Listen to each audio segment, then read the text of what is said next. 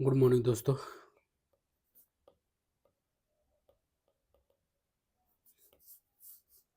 अब पिछले लेक्चर में, ये लेक्चर 2 है, ठीक है। लेक्चर 1 में हमने प्रस्तावना और आर्टिकल 1 से लेके 4 तक हमने पढ़ा है, ठीक है। अब हम आर्टिकल 5 से लेके 11 तक पढ़ेंगे, ठीक है। 5 से 11 में क्या है? नागरिकता है। नागरिकता से संबंधित प्रावधान है, ये याद रखेंगे। ये भाग 2 है, ठीक है। भाग 2 है अपना, नागरिकता हम पढ़ रहे हैं, ठीक है। अब देखिए, भाग 2 में क्या होता है? भारत में नागरिकता के संबंध में अनुच्छेद मतलब कि जो हम स्टैंड पढ़ने जा रहे हैं, भारत में नागरिकता है, जो जिसका वर्णन संविधान में कहाँ तक है? 8 के 5 से लेकर 11 तक वर्णन किया गया है, ठीक है। भारतीय संविधान का अनुच्छेद 5 से लेकर 11 तक नागरिकता का मूल तत्व है, जो मूलभूत प्रावधानों को विस्तृत किया गया है, ठीक है। हम इसको पढ़ने वाले हैं। जो भारत का संविधान है, ये इसमें दिया गया है, ठीक है। अब चलिए पढ़ते हैं। आर्टिकल 5 क्या होता है? संविधान लागू होने पर नागरिकता। देखो, 15 15 अगस्त 1947 को जब से संविधान लागू हुआ, भारत देश आज़ाद हुआ है, याद रखेंगे। स्वतंत्रता मिली है, ठीक है। स्वतंत्रता मिली। लागू कब हुआ? 26 नवंबर नवंबर 26 नवंबर 1949 को दिन, जिस दिन संविधान लागू हुई, उस दिन भारत में निवास करने वाले सभी व्यक्ति भारत के नागरिक माने जाएंगे, ठीक है। नागरिक माने जाएंगे। ये आर्टिकल किस में है? आर्टिकल 5 में है, ठीक है। या तो उसको डेट वो भी मान लो, क्या 26 नवंबर वाला, ठीक है। या फिर 26 जनवरी 1950 को भारत के संविधान में लागू हुआ था, ठीक है। तो भारत में जन्म लेने वाले व्यक्ति, भारत में अस्थायी रूप से निवास करने वाले व्यक्ति, भारत के माता पिता की संतान, जो भारतीय माता पिता उनकी जो संतानें हैं, उन सभी को भारत का क्या नागरिकता मानी जाती है। इसमें पूर्व तिथि क्या है? 26 जनवरी 1950 को नागरिकता निर्धारित करने का आधार मानी जाती है, ठीक है। इस बात को याद रखेंगे, ठीक है। चलिए अब देखते हैं आर्टिकल 6, पाकिस्तान से आए प्रवासियों को नागरिकता संबंधी अधिकार होगा। आर्टिकल 6 कहता है जो पाकिस्तान से भारत को आए हैं, उनके नागरिकता संबंधी प्रावधान इसमें दिए गए हैं आर्टिकल 6 में। महत्वपूर्ण तिथि क्या है? 19 जुलाई 1948 तक भारत में आने वाले प्रवासियों से स्वतः नागरिकता का अधिकार मिल गया है, ठीक है। पात्रता और शर्तें क्या है? विभाजन के कारण पाकिस्तान से भारत आने वाले व्यक्ति जिन्होंने अस्थायी निवास का इरादा जताया, उनको निवास मिली है। पंजीकरण की प्रक्रिया क्या होती है? 19 जुलाई 1948 के बाद आने वाले को आधिकारिक अधिकारियों के पास पंजीकरण करना आवश्यक था, ठीक है। लेकिन 19 जुलाई 1948 तक पंजीकरण कराने की जरूरत नहीं थी, उसके बाद जरूरत थी, ठीक है।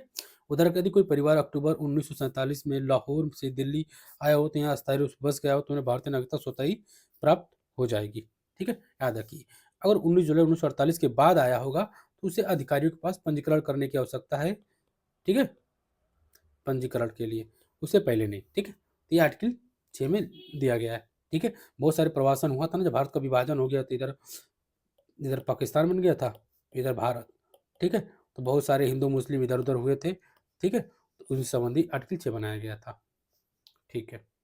अब आते हैं आर्टिकल 7, पाकिस्तान में रहने के वाले पूर्व नागरिक जो हैं, ठीक है, उनके नागरिकता संबंधी प्रावधान है। देखो, जैसे कि 1 जुलाई 1947 से पहले भारत के नागरिक थे, पर तो स्वतः ही भारत में रहते थे। अब क्या हुआ? 1 जुलाई 1947 के बाद पाकिस्तान चले गए, वहाँ का स्थायी निवासी बन गए, ठीक है। फिर वापसी का प्रयास किए, ठीक है। बाद में भारत लौटने की इच्छा व्यक्त की, नागरिकता की स्थिति का स्वतः नागरिकता नहीं मिली, विशेष प्रावधानों के तहत आवेदन करना पड़ा था, ठीक है। ये नकारात्मक उदाहरण है। यदि मनमोहन सिंह 1947 में कराची चले गए और वहाँ 5 वर्ष रहे, फिर 1952 में भारत लौटे, तो उन्हें स्वतः नागरिकता नहीं मिलेगी, उनको अब पंजीकरण करना पड़ेगा, ठीक है। पंजीकरण करेंगे और फिर उनको नागरिकता दी जाएगी। तो जो भारत से पाकिस्तान चले गए, ठीक है, अब फिर बाद में लौट के आए, उनके नागरिकता संबंधी प्रावधान किस में है? आर्टिकल 7 में है। अब देखते हैं आर्टिकल 8। देखो, आर्टिकल 8 का विदेश में जन्मे भारतीय मूल के नागरिक के संबंधी प्रावधान है, ठीक है। और कोई व्यक्ति भारत का है, जो भारत से बाहर चला गया, जैसे मान लो जापान चला गया, और जापान जाकर वहाँ का नागरिकता ग्रहण कर लिया, ठीक है।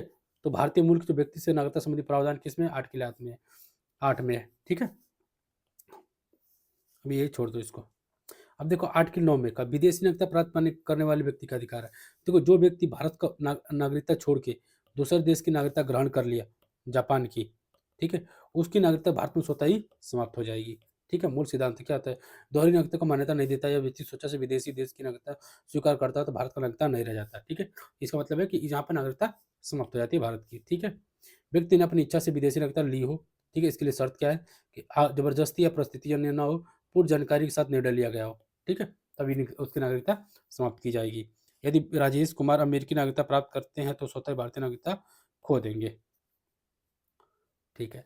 अब आर्टिकल आर्टिकल 10 में क्या है, नागरिकता के अधिकारों का बना ही रहना, ठीक है, ये आर्टिकल 10 में है। और 11 में क्या है, संसद को अधिकार होता है कि वो आर्टिकल मतलब कि जो नागरिकों को जो अधिकार है उसमें फेरबदल कर कम बढ़ा कर सकती है, किसी घटा सकती है, किसी का बढ़ा सकती है, ठीक है। देखो तो आर्टिकल 10 क्या कहता है, ये अधिकारों का संरक्षण है, मतलब नागरिकता के अधिकारों का बना रहना, ठीक है, ये आर्टिकल 10 में है, ठीक है। नागरिकता मनमाने तरीके से नहीं छीनी जा सकती है, कानूनी प्रक्रिया का पालन आवश्यक है, संवैधानिक गारंटी की उपलब्धता होनी चाहिए, ठीक है। अब देखो आर्टिकल 11 में क्या है कि संसद की शक्ति है, नागरिकता को, देखो, नागरिकता को नियंत्रित करने के लिए संसद को अधिकार है, ठीक है, सीधा सीधा आर्टिकल है। मतलब नागरिकता संबंधी अगर मान लो किसी की नागरिकता समाप्त करनी है, किसी को नागरिकता देनी है, ठीक है, ये सब अधिकार किसको है, संसद को, ठीक है। नागरिकता के अर्जन के नियम हो, नागरिकता की समाप्ति के प्रावधान, विदेशी नागरिकता से अधिकार संबंधी प्रावधान हो, ये सब संसद रेगुलेट करती है। कोई अगर नागरिकता संबंधी कोई नियम कानून बनाना है तो कौन बनाएगी, संसद बनाती है, ठीक है, इस आर्टिकल के थ्रू, आर्टिकल 11, ठीक है, ये, ठीक है। अब देखो आर्टिकल 1 से लेके 11 तक था नागरिकता, ठीक है। अब देखो नागरिकता के व्यवहारिक उदाहरण कुछ हो सकते हैं, जैसे मान लो विदेश में जन्मे व्यक्ति है तो उसका आर्टिकल 8 है, विभाजन और शरारती आर्टिकल 6 है, नागरिकता संबंधी आर्टिकल किसमें दिया गया है, आर्टिकल 5 में दिया गया है, ठीक है। अब कुछ हम एमसीक्यू कर लेते हैं, नागरिकता पर आधारित कुछ 10 एमसीक्यू करते हैं, ठीक है। अनुच्छेद 5 किस विषय से संबंधित है, संविधान के लागू होने के पर नागरिकता संबंधी प्रावधान है, ठीक है। अनुच्छेद 6 का मुख्य विषय क्या था, अनुच्छेद 6 का मुख्य विषय क्या था, विदेश में जन्मे व्यक्ति, पाकिस्तान से आए व्यक्ति, प्रवासी, विदेशी नागरिकता, संसद का अधिकार, तो ये भी था ना, क्या है, पाकिस्तान से आए निवासी, ठीक है। अब 7 क्या है, किसकी नागरिकता पर चर्चा किया गया है, भारत में जन्मे व्यक्ति, पाकिस्तान में रहने वाले पूर्व नागरिक, विदेशी नागरिक, प्रवासी नागरिक, तो ये है विदेशी नागरिक। देखो आर्टिकल 7 में क्या कहा गया है, मान लो पहले भारत में रह रहा था, ठीक है, भारत से चला गया पाकिस्तान, ठीक है, पाकिस्तान में कुछ साल रहा, फिर वापस भारत ही आ गया, ठीक है, तो उससे संबंधित है, तो पाकिस्तान में पूर्व नागरिक है ना, पूर्व नागरिक कहा गया इसलिए, ठीक है।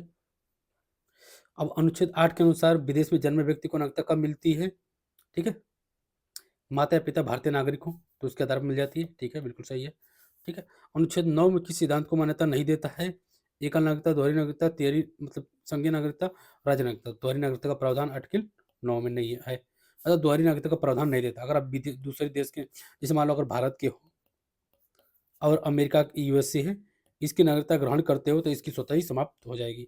हम दोहरी नागरिकता को प्राथमिकता नहीं देते, मतलब दोहरी नागरिकता नहीं मानते हैं, ठीक है, दोहरी नागरिकता संबंधी दिया गया है, ठीक है।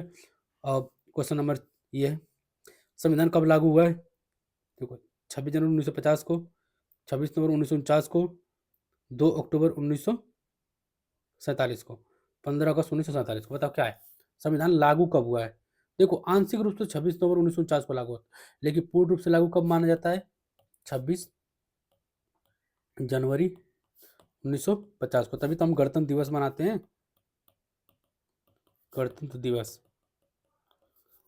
इस बात को याद रखें। पाकिस्तान से आए प्रवासियों की महत्वपूर्ण तिथि कौन सी है, 19 जुलाई 1948, ठीक है। अनुच्छेद 10 क्या प्रदान करता है, अनुच्छेद 10 क्या होता है, नागरिकता का संरक्षण प्रदान करता है, ठीक है।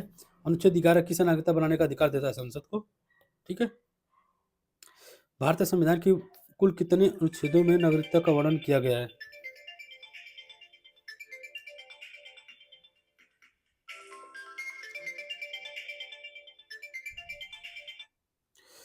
भारतीय संविधान में कुल कितने अनुच्छेदों में नागरिकता का वर्णन किया गया है, तो देखो 5 से लेके 11 तक किया गया है।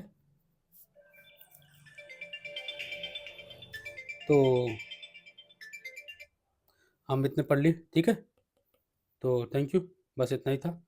बाकी अगर नेक्स्ट पार्ट में अब हम लोग आठ मतलब पार्ट भाग 3 मूल अधिकार पे पढ़ेंगे, ठीक है, थैंक यू।